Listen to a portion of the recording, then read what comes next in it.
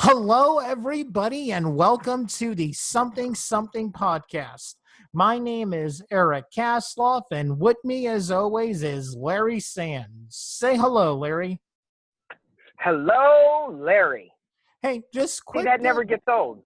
Yeah, it doesn't. When I get stuck doing, podcast Eric voice and I'm talking like this, sometimes I forget to end it. So when I'm talking to like my mom or everyone else, I'm still talking like this, in podcast Eric voice. I forget that podcast Eric ends when I hit stop. But see, I like your podcast, Eric, so much because obviously when we're talking on the phone, you're like, hey, what's up? And then when you start doing the podcast, you're like, hello, everybody. I'm like, that is so cool, man. I love your podcast, Eric.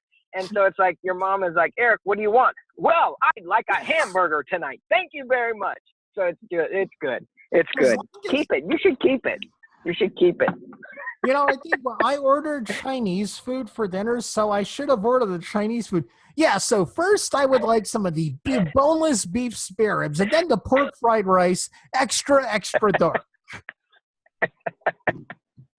Oh my goodness. So the people that just tune in, they're like, I thought this was a creative podcast, but this is a food podcast? I don't get it. But no, people, it could be. There's nothing but good food in my area. See, that's good. See, now I know why you moved back to Jersey. Yeah, and you know what else, Larry? I see it. What? Moving back to Jersey did something really funny for me that we've talked about before. It actually helped my career in more ways than I could explain. That's good. That's good because, and because I know you and I have talked about this and people who've listened to our podcast, it really did change your trajectory, I should say, about, you're short, Yeah. And I know, you got into film festivals, and that's what I kind of wanted to talk about, was what was it like trying to get into your first film festival? That's a mixed bag because, the first few we entered into, we got into one right away, the Brightside Tavern Film Festival. And then there was the North Bay Arts and Film Festival where we came in second. And then, of course, the one that meant the most to me was the New Jersey Horrorcon and Film Festival where I was nominated for 2 awards. And, it came at the perfect timing because, as you know, a few days before we got in, my grandmother passed away. And the day we buried her is when I got the acceptance email. And it saved my life. I'll be honest with you. It really saved me. That's good. That's good. What was it like? How was the process? Was it nerve-wracking trying to get in? And for the festivals that you didn't get in, did they respond with why, or did you send an email why? Well, most of them would go to Robert, the co-producer. Then he would send me emails. There is, of course, the Southern Shorts one that was my favorite podcast we've ever done. Right. Who just walked into your studio? Can you tell everybody who it is? Oh yes. Hi. How are you? How are you? I'm doing good, Larry. Thank you. And this is Segway Sam making a segue just for this Something Something podcast. Now, I heard you guys talking about a film festival, and I'm glad you are because we have 2 very super talented guests this week. And they are not here in the United States. So what that means is you guys, you Eric and Larry, are worldwide because they are from Australia. Their names where they're from? Angela Blake. Not America. Where? Not America. That's right. Well, we have Angela Blake and Allie Crew joining us all the way from the other side of the Earth, people. We are worldwide. Oh my Hello. goodness. Hi, I guess I should say g'day. G'day That's to you right. all. That's right. Do you That's guys right. really So say good day when you, well, like, is that like a normal thing to say there? It is. Yeah. Well, my husband says it. Yeah. A lot of, it's mostly boys say it, I guess. Is that right? Is that really, sexist? I'll say g'day. G'day, how's it going? Yeah. People really do say it. Yeah, it's that's like really most cool. people, like because of Donnie Brasco, a lot of people, the whole thing, forget about it. That really is a thing people in New York and New Jersey say when talking about stuff. See, say, that's weird. No See, that's weird because everybody here says dude. That's Nate. What's up, dude? Why, that's all over the planet, though. Yeah, but even more here. When I lived in America, I was like, right. I never heard that before, California. Right, and in Texas they say y'all in the South. Hey y'all. Yeah, hey y'all. So it's just funny. Yeah. So what time is it? So here in California, good old California, it is 4:30 in the afternoon. What time is it there in Australia? 9:48 a.m. right now. Wow. 9:48. Very cool. Very cool. Can you tell us who wins the World Cup games so I can go place a bet on some of them, on some of the winners? Definitely Australia. The Socceroos are playing tonight. Yeah, we might win tonight. That's right. They are playing. Yes. We're in a very. It was a very close. It was very close against France, I must say. So it's very cool. Very cool. Yeah, France didn't play as well as I thought, and the Socceroos played better than I thought. So it was a pretty good game. That's good. Well, good luck. Good luck tonight, which will be ours tomorrow, but yours tonight. It's weird. I know. Well, I just want to say thank you guys for being on the show and taking the time. Yes, thank you so much. You're welcome. Let's get right into it. So you guys are the founders of the SmartFone Flick Fest. That's right. SF3 for sure. Yes, and all your links will be in the description. Can you tell us a little bit about the film festival and how it got started? Do you want to go, Ali? You go. Well, we met during a theatre festival, actually. It's called the Short and Sweet Theatre Festival. Angela was directing me in a play, and that's how we met. And we really love the concept of the Short and Sweet Theatre Festival because it's a grassroots theatre festival that gives writers, directors, anyone that wants to have a go at directing or writing or acting, they pull teams together and they put on these plays. And it's a great platform and opportunity for people to have a go and experiment without, too much outlay or too much risk or too much cost. And we, after that experience, we thought, well, actually, this is a great concept, and let's start our own festival, but let's create a similar platform for filmmakers. And SF3 was born. That's very cool. Now it's a smartphone film festival or Flick Fest, right? But how did you guys come up with the smartphone aspect? Yeah, so it came. I just been living in LA for a couple of years. I went over and studied at the New York Film Academy in LA as an actor, actually, and I just moved home and I auditioned Ali for the play, and she did a great audition, and I also direct. So then I directed her and we got talking in this festival, and we decided we wanted to start that film festival, like Ali just said. And then I said to her, like in LA, people are just starting to make some films on their phones. It was very new technology. This is going back like 5.5 years ago, 6 years ago.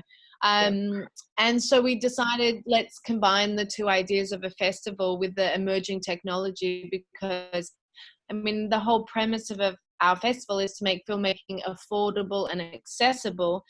And what's more affordable and accessible than a camera you already have, which is on your phone. And so that's kind of the idea that we had. And just to think for a second how far smartphone camera technology has gone in the past 5 years. I mean, the thought Crazy. of a 4K camera 5 years ago was unthinkable for the regular person, but now most new smartphones come with 4K cameras. Yeah, the And technology has improved crazy. And not only the amazing lenses, there's so many accessories and apps that you can use as well, like the detachable lenses and different apps, to get you the different effects that you want, storyboarding apps. Like there's so many things that are literally at your fingertips to make a film on your phone. We're not just seeing it in the indie roots. I mean, we're seeing it with some big time filmmakers like Soderbergh's last movie was shot on an iPhone. And of course, they use the most expensive lenses possible, but still, they shot it on iPhones. And what was it? The Sundance Darling. Tangerine from a few years ago. Yeah. Well, Tangerine actually screened at the Sydney Film Festival. Really? The same year that we launched our film festival, and we went to a Q&A with Adam Baker, the director. Sean Baker, the director, and we did a Q&A, and we were at the Sydney Film Festival doing a Q&A with the director. I made Ali stand up. Yeah, and I got up to ask him a question about what tips he would have for filmmakers, because we've just launched a smartphone film festival. Now, was that after the cat was out of the bag that they filmed it on a smartphone?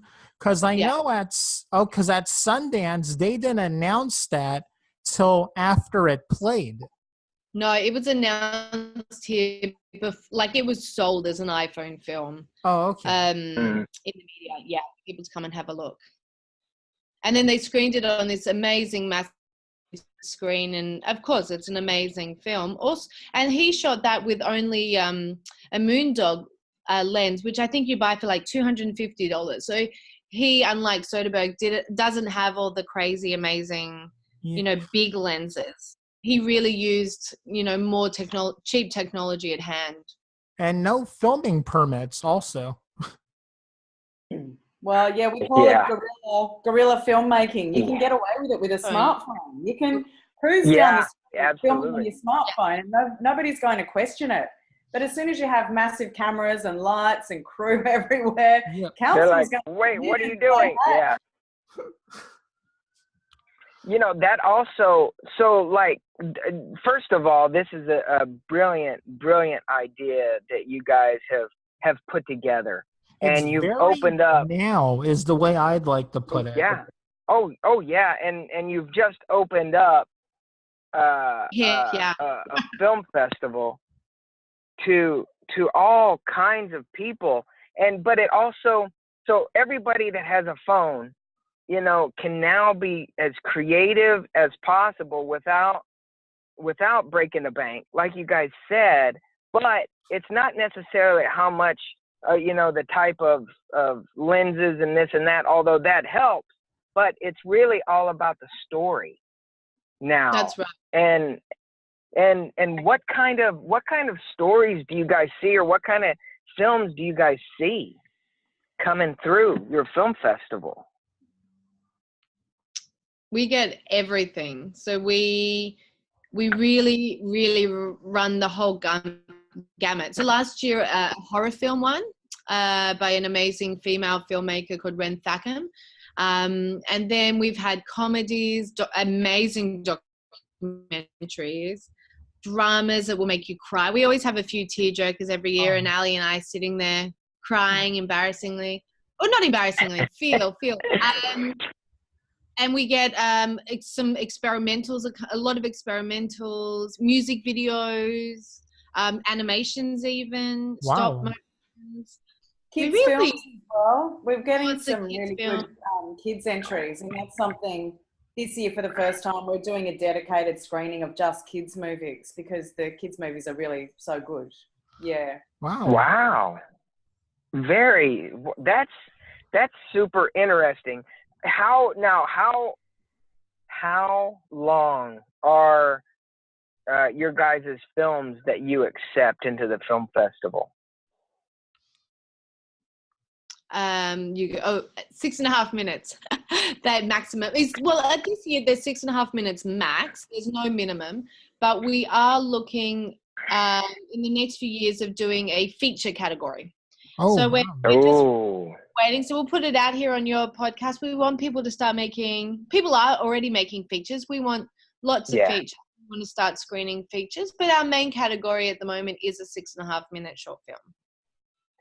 Okay, so here's the big question. So everybody living on this side of the pond here in America, across the ocean, are like, can I go ahead and submit, or is this just Australia-based filmmakers, or can anybody around the world submit? Anybody around the world. We're an international festival. We just happen to be based in Sydney, but we do take entries from all over the world. And yeah, we really encourage everyone to tell their story. We really believe everyone does have their own unique story, whether it's, you know, fact or fiction. And you've now got the tools in your pocket to tell that story through film. So we really encourage that and would love to see as many stories and films as possible. Yeah, we get lots of American entries, and last year, American filmmakers won our People's Choice. They got a kids prize. I'm sure there's a few other films in there. Americans, we get lots of course, you guys have such a stellar film industry, so we get lots of great films from America. You're welcome. Yeah. So I'm glad you take submissions from all over. But one of the other big questions is, how can you be sure they're shot from an iPhone or an Android or smartphone? How can you be sure? Yeah, well, if they're shot from an Android, they look awesome because Apple sucks. Well, they both look good, to be honest, and we do get entries from both Android and Apple. We have had a mix of winning entries from Samsung and Apple. So, but the way you can tell, so all of our films, when we get them submitted, when the top 10 films are selected, we then approach those filmmakers for any kind of photo documentation or filming documentation to show where they were filming on their phone. But then from that point as well, all the films that make it into the top 10 have to be made into a DCP file for the cinema. So that process, the tech people that we go to convert and go through that process, when they are looking at the files to convert them to DCP, they can tell by the ratios that the files were filmed in, that they were shot on a smartphone. Okay. So if we really have any questions, then that is the final way to check. But we find with a lot of our filmmakers, I mean, they want to brag that they shot it on their phone. Like it really does have right. So like, look how amazing I can make a film on my phone. So it really, people that have their films on, you know, big fancy cameras, they tend to stick with the more traditional festivals anyway. Yeah, and that statement right there is, now people are so happy to say, yeah, I shot that on my cell phone, as opposed to even a couple of years ago they go, oh yeah, I kind of shot it with my cell phone, sorry, right? And now everybody's just like, oh dude, that's so awesome. So I mean, it's a big community, and it's kind of starting to really buzz. And it's true, people are really proud of the work they're shooting on their phones. So yeah, everyone wants to brag, and they should. Yeah. Completely, yeah, absolutely. Let's talk about some of the judges or the panels that you guys have going on for the Film Fest. Yeah, we are so lucky to have such amazing support of sponsors. We have amazing industry sponsors. You can go onto our website and see them all, but there are people, Link in the description. yeah, a link in the description. Go check out our partners. There are also people, they're the prizes that you're going to win. We have over $30,000 in prizes. It's amazing. From like Pocket Film Academy, we have a million apps like Luma Fusion, Luma Touch. They're an amazing editing app. Rode microphones. We have Storyboard Quick, Ribbit, a photo editing app. We have classes from NIDA and Screen Actors Workshop and Laugh Masters Academy. There's some big acting here in Australia. But if you're in America, don't worry. We got plenty of stuff we send over to you, so don't worry. And judging panel, we have Louis Naura, who's this amazing writer here in Australia. He's probably Australia's top playwright and screenwriter. He did an amazing film called Cosi, which is one of my all-time favorites. COSI, you should all go see it. It's amazing. Megan Rialkos, we have Serhat Karady. They're both great filmmakers here in Australia.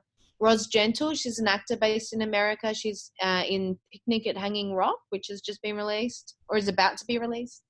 Anthony Montez is an LA-based acting coach. Pete DeVries, Alan Nerthen, they're amazing coaches and cinematographers. Any chance on George Miller stopping by? Do you know, you're the second person this week who had mentioned his name to us. So George Miller, if you're listening, we would love you to join our festival. Yeah, you're the second person. So we are, as I mentioned off air, we are in talks with two major venues here in Sydney. And one of them mentioned getting us George Miller. So, hey, what's the space, hey? I would fly there just to have the chance to meet him.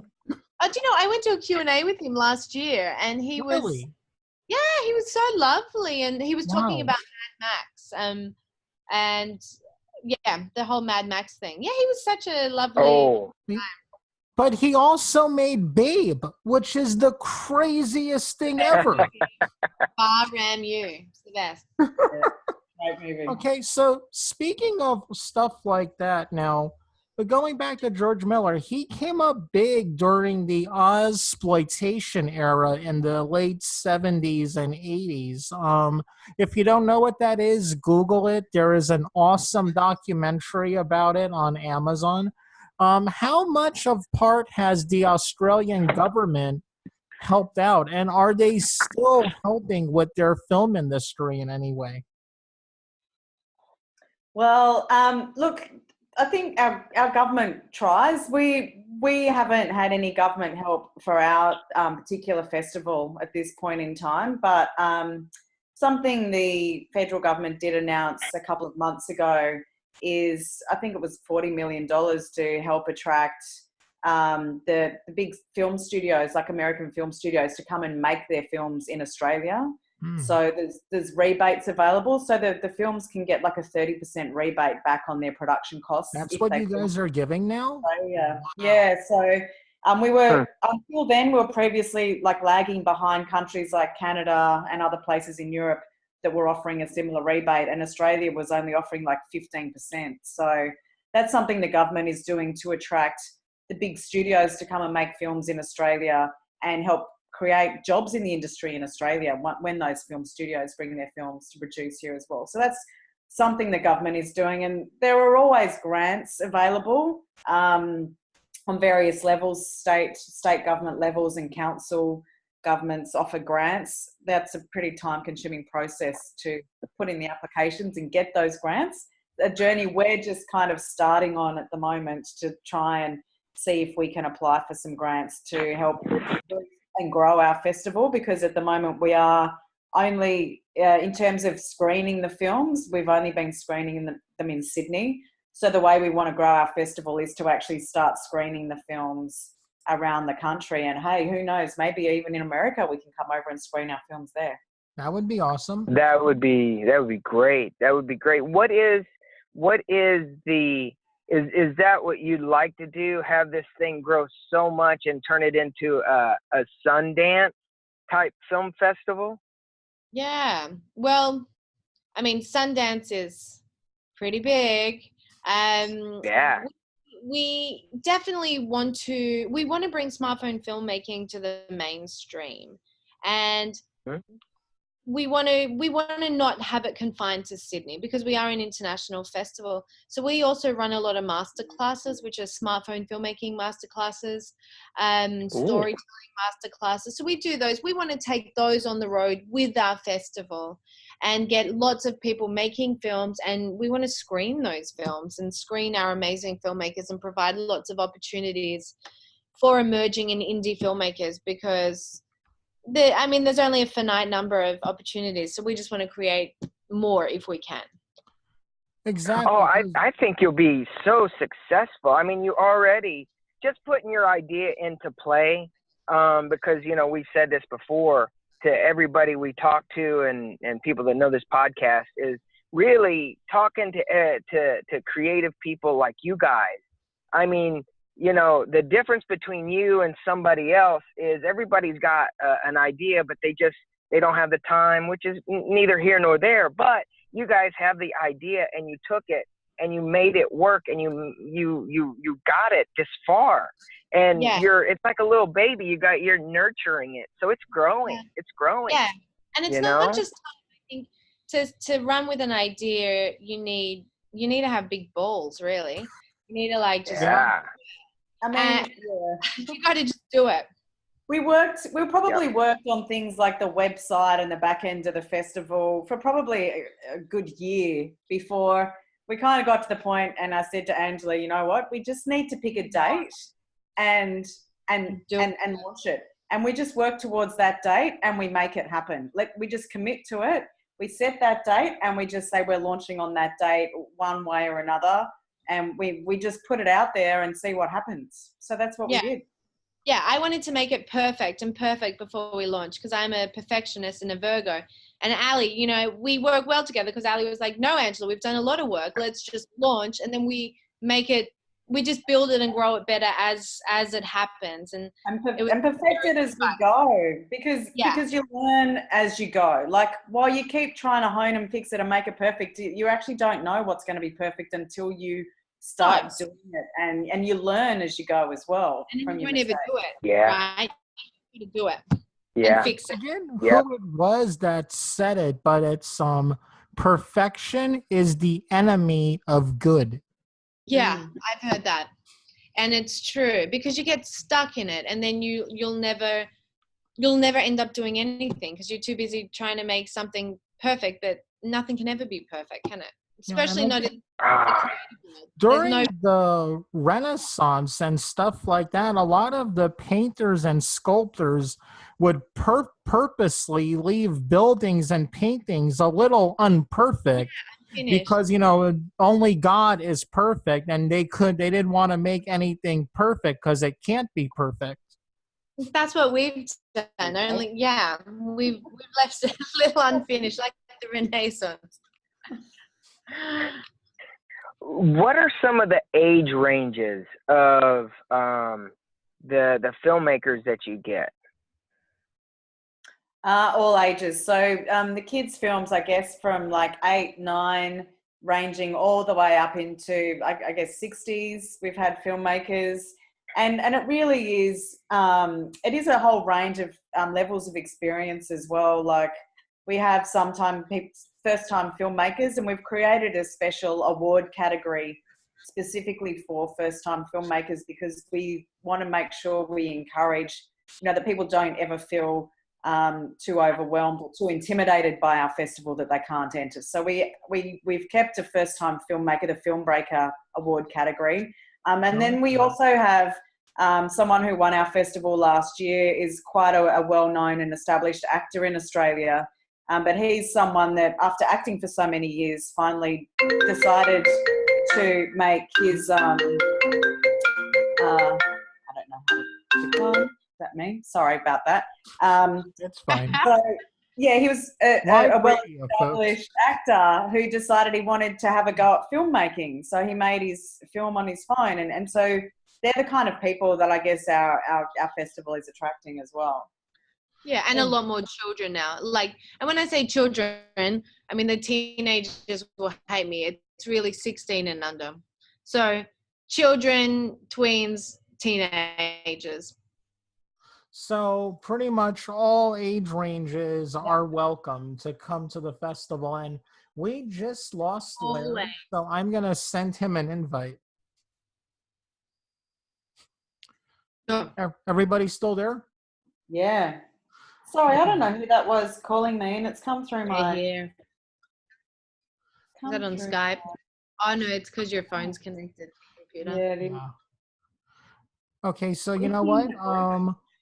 Wow, this is going to be weird. I'll have to edit this out. Well, ladies, it was an absolute amazing blast having you back on the show.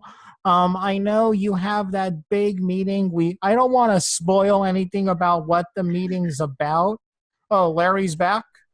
Yeah. Yes, I am. Okay, Larry, we had a big, dead air for a second while you were off. So I was just about to wrap the show so these ladies could get to their meeting, okay? Okay, yeah. Okay, Perfect. and I'm going to give us a 5 count. 5, 4. Wow, it is always so encouraging for me to hear people going out there and saying, why not? Because like we talked about yesterday, there are why people and why not people. Why people would say, why would you bother trying to start a film festival? Do you know how many there are? You are insane. But then why not people would say something like, hey, you know what? Why not try to start a new film festival? Maybe you could discover the next great filmmaker who will go on creating the next great piece of art. And that's what you two are doing. This is more than a film festival. What you are doing is planting seeds in people that could grow into something much larger and stronger than just making movies. And I just want to give you a huge kudos and way to go for doing that. And we're going to be getting pretty close to ending the show. So, Larry, what do you have to say in closing? I just say I agree with everything you just said, Eric. And, again, you guys are opening the door. You guys are like paving the way and opening the doors to a way for easy creativity and just doing it, really. So everything Eric said, but I must say that we have a mutual friend, Angela, you and I, Anthony Mora. He told me to tell you hello. He's one of our amazing partners based in LA. So he is offering, and this prize is totally invaluable to all filmmakers. He's offering a 1-month free promotion of their film, to our winning film, to the Hollywood industry. And lots of social media. Yeah, that's a foot in the door for a smartphone film is amazing. So Anthony Mora. And that's the thing. That exactly is you're bringing these budding filmmakers and filmmakers who are already doing it and looking for a way in, and you are absolutely providing that. So I just with Anthony and all your panel and all the things that you have going, I mean, everybody please listen to this. The submission links will be in the description. Everything will be in the description. Do not wait. And when is the final date for entry? August 1. So midnight of August 1st. And people can enter on the website. So you'll have the link, or on Film Freeway you can find us too. Perfect. We will have the links August the 1st, everybody. You have your papers, you know what you need to do, and just do it. Just do it, everybody. It's sitting right there. Everybody. Yes. I just want to say thank you. And as we get closer, if you guys want to come back on, or even after the film festival, and I know that we have some emails from you for participants that have been in, and even panels that we're going to have on the show before or as the film festival gets closer. So I look forward to talking to you again. Yeah, it was great fun talking to you guys. Thank you. And good on you for your podcast is awesome. So you guys are doing it too. Thank you. Everybody listening to this, have a wonderful and safe and happy week or weekend. Thank you for listening. Bye bye.